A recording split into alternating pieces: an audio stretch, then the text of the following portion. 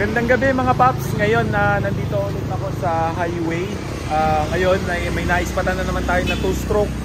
Ito ay isang kidlat na may sidecar. Ito, pakita ko siya sa inyo mga paps. Ayan, quality.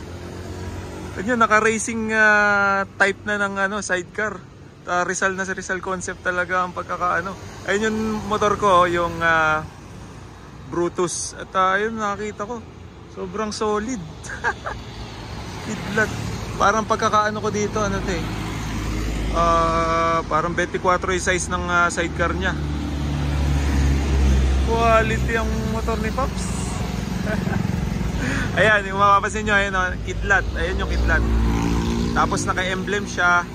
Ngayon ay parang naka-brack siya ng Brutus. Ayun.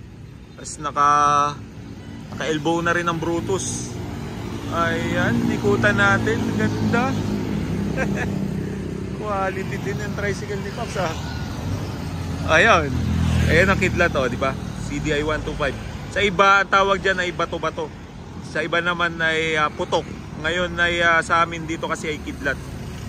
Ayan. Nakabore siya ng Brutus. Ayan. At dito ako natuwa sa sidecar niya. Parang racing type maliit lang parang 24 yung size nito. At ayan, di ko lang makita, medyo madilim na yung silencer ni Pops kung ano yung nakakabit. Pero grabe, sobrang quality. Ganda, ganyan ang typical na motor ng Rizal. Ayan, at mukhang private, naka rims na din. Parang hindi ko lang alam kung anong tatak nito parang bansay pati dito sa side wheel niya. Ayan, napakasimple lang pero ang angas tingnan mga paps, nakakatawa. Ayan ang mga hilig sa amin dito sa Rizal, ganyang motor.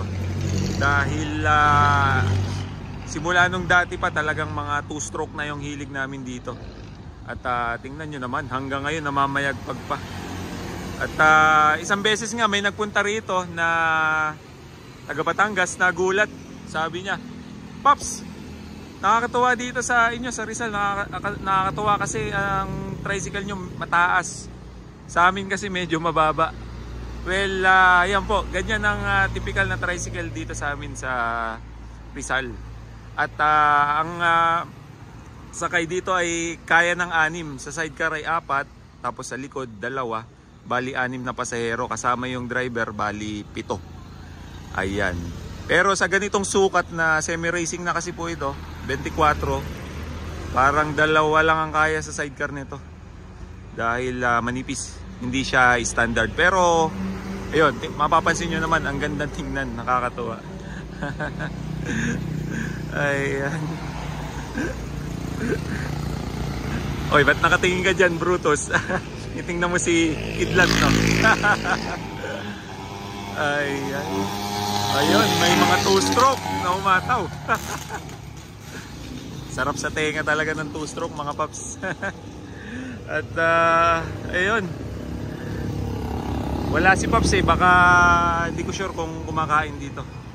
Well, anyway, yan, para siya na ma-share sa atin kung ano yung history nito, kung saan niya nagawa itong sidecar, kung saan niya napagawa. Ayan. At nakakatuwa. Nakakatuwa din yung sulat ni Pops. If you can't beat us, join us. Ayan. So, ayan. Join tayo mga ka-2-stroke.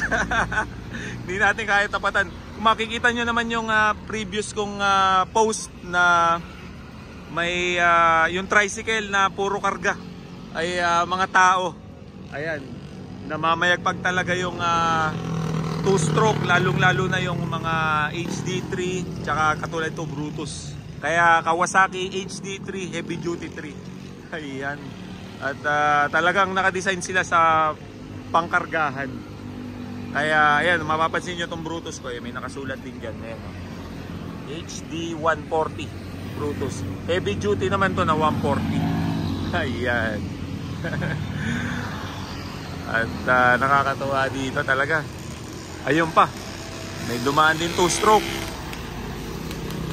Parang pagkakakita ko scrambler siya na may sidecar. At ayun. Well, maraming salamat ulit mga paps. Hanggang dito muna yung video natin. At ingat sa ating lahat, lalong-lalo na sa mga mahilig sa 2-stroke, lalong-lalo na sa mahilig sa HD3 at Brutus. Kaya ride safe sa atin lahat at God bless. Thank you.